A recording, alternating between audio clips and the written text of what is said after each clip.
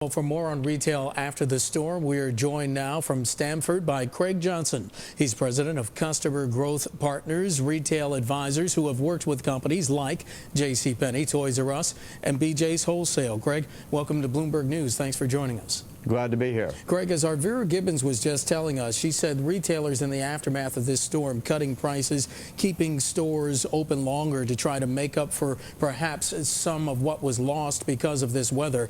Are consumers responding?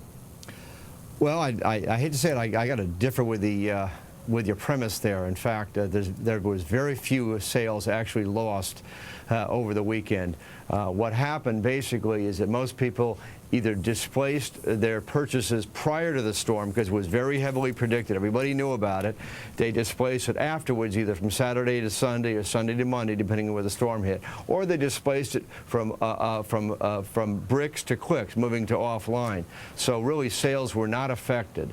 So, Craig, you're saying overall that impact neutral to slightly positive? Neutral to slightly positive. Let me mention the slightly positive. If anybody in your viewing audience happened to go into a Lowe's or a Home Depot over the weekend, either before the storm came on Friday or on Sunday after they got out and were digging out, they were doing a land office business. Snow shovels sold out, snow throwers sold out, everything associated with snow, they were doing a land office business. The snow throwers are particularly important because for 3 years, Home Depot and Lowe's have been lagging in terms of what's known as big ticket items. And the snow throwers, the cheapest you can get is $550, but they go right up to $1,000 on up. So this was a big, unexpected hit for Home Depot and Lowe's. Craig, I'm curious, the past few years we haven't seen as much traffic on Christmas Eve itself. Do you think that's going to be different this year? Not really. Christmas Eve is typically not a giant part of the holiday season. It's strictly for the very last minute folks. Most sales are actually done in the week or two prior to the holidays, from the 15th on, and that's why this past weekend is important. It's this Saturday, this past weekend is much bigger than the Black Friday weekend. And it's not a quarter of the sales that were affected. It's only about 15% of the sales were at all affected by the snowstorm that the East Coast saw. Most of the country is outside of the New York, Washington media axis, and it was not affected at all. It's 75 in L.A. It was beautiful in Dallas, cold but clear in Chicago. The rest of the country was fine. Thank you very much. Well, Craig, does the rest of the country have the expendable income here to be buying things like, say, diamonds? You think Tiffany's is going to do well? Well, it's interesting you should mention that. The high-end luxury sales have been down for about a year and a half. We began to see we do store checks all over the country. We began to see a change about a month or so ago in luxury sales. Luxury is always late during the holidays. It's put off way to the last thing. And hard luxury is the latest. In other words, jewelry and watches.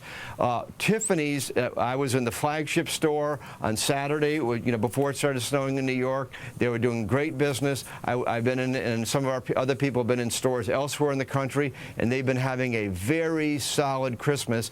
And both in the lower end item, the silver items that maybe you can get for a few $100s, right on up to what they call the statement jewelry, $50,000 and up. Craig, where are people finding the money for this? I mean, we keep hearing people don't have jobs. Most people, in fact, 83%, I'm not talking the 10% of people that are unemployed or the 17% of people who are underemployed, but the 83% of people that are employed have been sitting on their savings. Savings rates have gone up through the roof the last about a year and a half, but now they can see a turn beginning. There's a turn beginning in housing. There's been a turn in the market, as your viewers know, since last March. Right. So the money is beginning to come off the sideline. And again, it's not the unemployed, but it's the 83% of people who have jobs that are starting to spend. Craig, they're even starting to do home improvements of all things. Craig, in about 15 seconds, how did these numbers pan out when we look back in January?